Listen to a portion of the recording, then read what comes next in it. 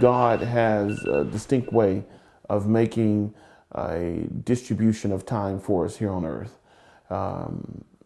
And it is our responsibility to allocate our time accordingly. And I think, or I believe, or the way that my dad's always taught me is that whatever that gift is, your responsibility is to share that gift and give that gift every day. So that's how the Recipe for Life was born. I lost my father a week ago, which was January the 30th. And back in June, matter of fact, it was Father's Day weekend. And I hear him say, "What are you going to do with the rest of your life?" He says, "You've done everything. You've worked for the Texans, you've worked for the Astros, you've worked for the Rockets, you've worked for Tracy McGrady. What is it that you're going to do with the rest of your life?" And at Christmas time, I told my dad that I had full intentions of somewhat slowing down and getting some normality back in my life, of just my daily routine to slow down. People are always are somewhat interested and fascinated by the life that I lead in the career in the genre of cooking arena that I'm in, and particularly sports. So on an average day, on a game day, my morning starts at 3:30. I'm up, I'm moving. From 6 to 9:45 is breakfast.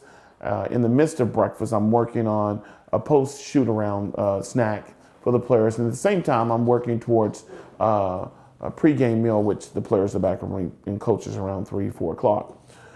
So at that point, then up until game time, which is 7 o'clock tip off, I'm working with the players, the coaches, special guests that may come through the clubhouse, and my day literally ends about 9:15, 9:30.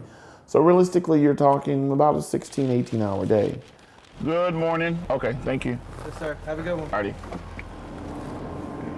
It has been my life for the last 12 years of the 15 years as a chef, because my time with the Astros was very demanding, and as well as my 5 years with the McGrady's. But I wouldn't trade it for anything. The Recipe for Life is not a campaign, but it will be. It's become a lifestyle of mine now. That's my full intentions going forth. Is how am I going to better humanity? And it all comes down to that one word, which is love. It's a very simple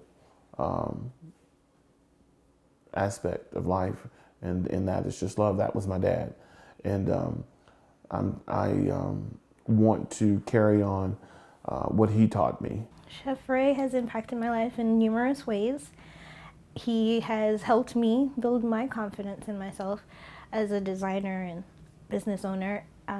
3 years later, he still gets excited about the work that we do like he did when we first started off. And so knowing that is wonderful, because we're doing what we're supposed to in our mission to help him be remarkable.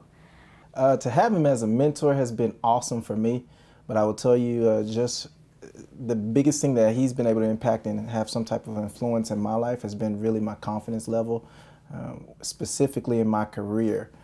So Chef Rey asked me, hey, like, what is the goal? What is it that you're trying to do?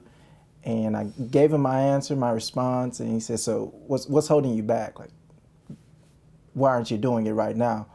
So ever since then, he really challenged me to make sure I just had an entrepreneurial mindset. And I mean, the sky's been the limit since then, so yeah. Chef Rey has been a blessing to me because he was one of the first people to become a client of mine when I moved to Houston and started my company, Twice Media Productions. He trusted us with his vision, and when I became a professor at Prairie View A&M University, he came and spoke to my students every single semester. And one student, Anthony Bailey, was able to publish a book of poetry. So I appreciate the relationship that I have with him as a friend, as a mentor, as a client, and just someone that I look up to and am inspired by every day. Chef Ray has a really big influence on me.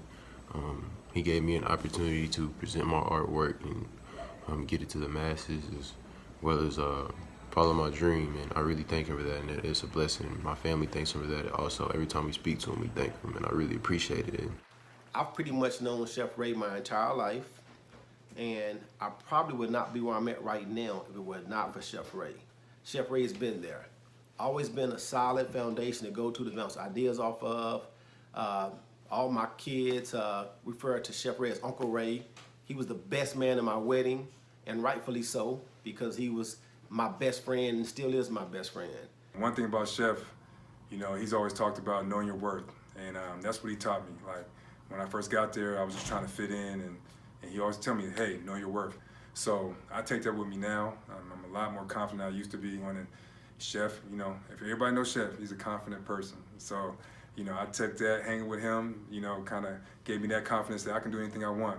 And right now, I know I'm on track to be the head coach of the Supersonics one day, Seattle Supersonics. So Chef's gonna be on the sideline in the front row, like Jack Nicklaus is in LA, and it's gonna be a good time. So thank you, Chef.